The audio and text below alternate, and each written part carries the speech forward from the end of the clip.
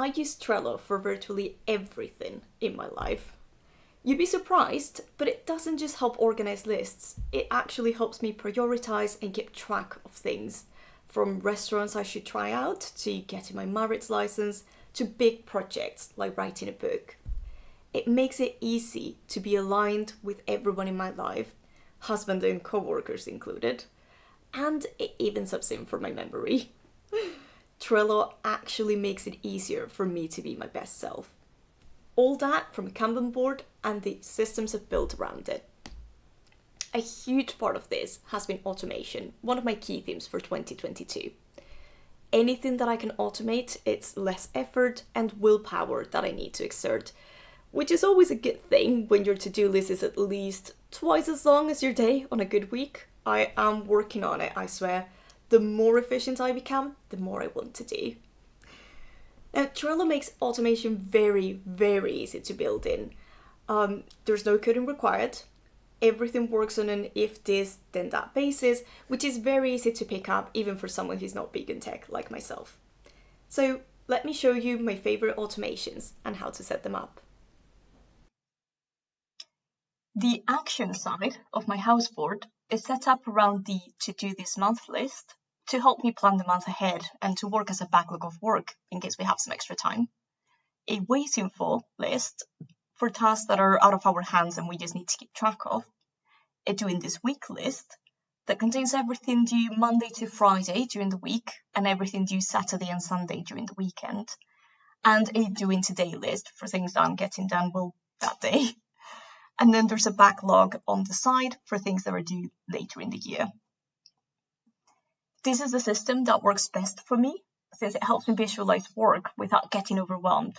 But the automations I'm going to show you can be adapted to pretty much any system. When you open Butler or Automation from the desktop version of Trello, which is what I'm using, it'll offer you rules, buttons, and email reports. All of my favorites are in rules, so that's where we're headed today. Now, while card buttons and board buttons are useful, they're not the core of automating. You can create buttons that trigger actions on your board or a specific card, but you have to click on them first. And the whole point is to make Trello do as much of the work as possible.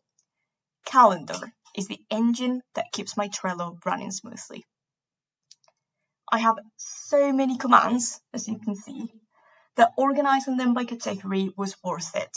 And you can do that by creating command libraries, just clicking on this tag button next to the create command. And you assign them simply by clicking here and selecting which one you want to use. That makes going through your commands a lot easier. And to start with, we're going to focus on my backend commands. Okay, so to start with, every month on the 1st, all my cards due that month move from backlog to the list to do this month. That way, when I sit down to plan or to work, all the relevant items have already been pulled for me. To do this, simply hit create command, then define your trigger. In this case, every month on the 1st, let's say at 6 a.m.,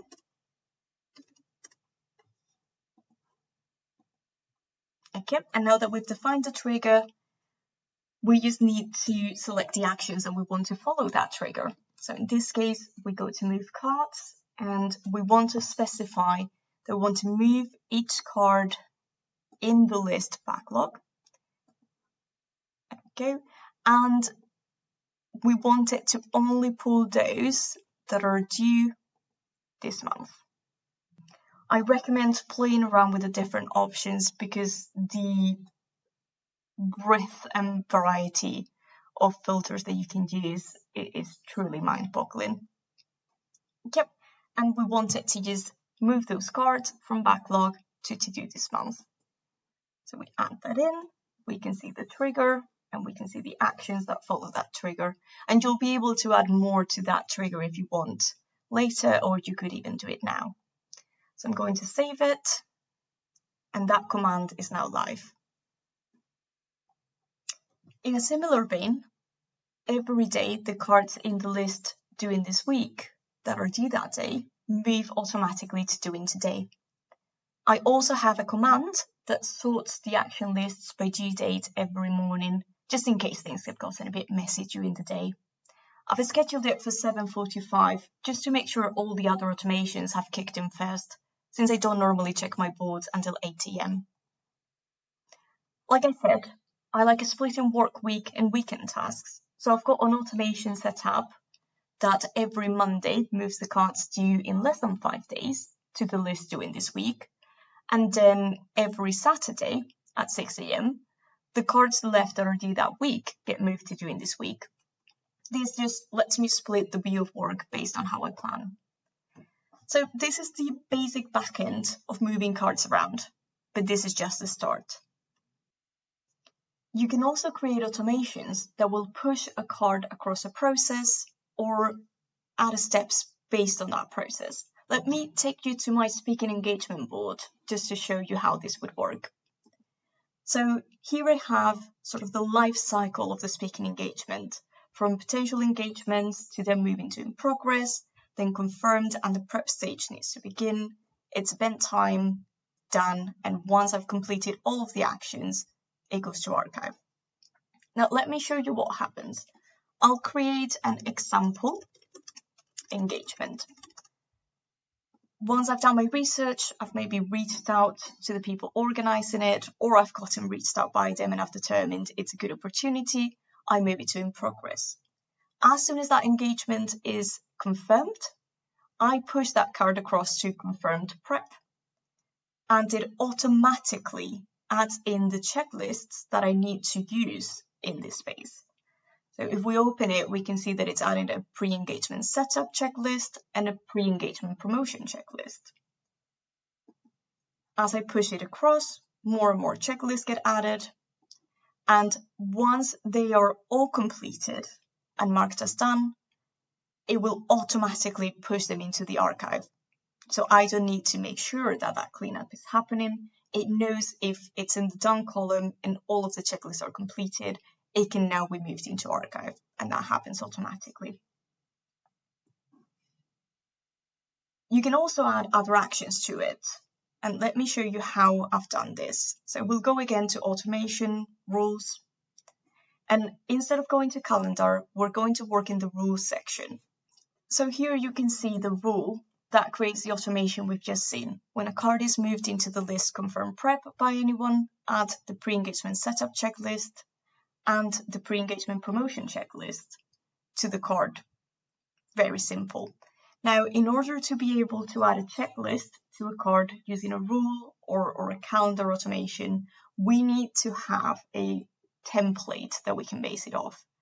And I'm just going to show you mine. I've got a little list here at the very end that has all of the checklists that I use for this. So it's just grabbing them from here. And if at any point I edit this master list of items, it will automatically switch the checklist that gets added to the card. So that's quite useful because I don't need to go item by item, making sure that it's updated to match. So going back to rules, we hit create rule. And the first thing we need to do, just like earlier, is define our trigger. In this case, when a card is moved to the list confirmed prep, and you could assign a specific person to it, but I'm happy for it to be by anyone, which is the default, then a series of actions happen. In this case, we're going to add a checklist. So I go to checklists and I add the checklist name and the link. And I'm just copying and pasting it. I've got it open in another tab. So I copied and pasted the name of the checklist, and I copy and paste the link for the card I'm grabbing that checklist from. And I could add more if I wanted to. I'm just going to keep it very simple. But as you can see here, you could also have it assign members to the card. It could put in an update or a comment into the card. There's lots of different options you can use. I'm just going to save this, and this automation is now in place, and it will kick in whenever a card is added to that list.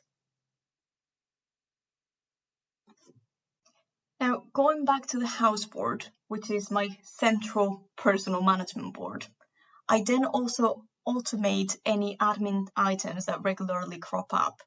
So, for example, every month a card gets added to my to-do list for reconciliation of expenses, including a checklist to help me manage it. And we've just seen how to add checklists to an automation.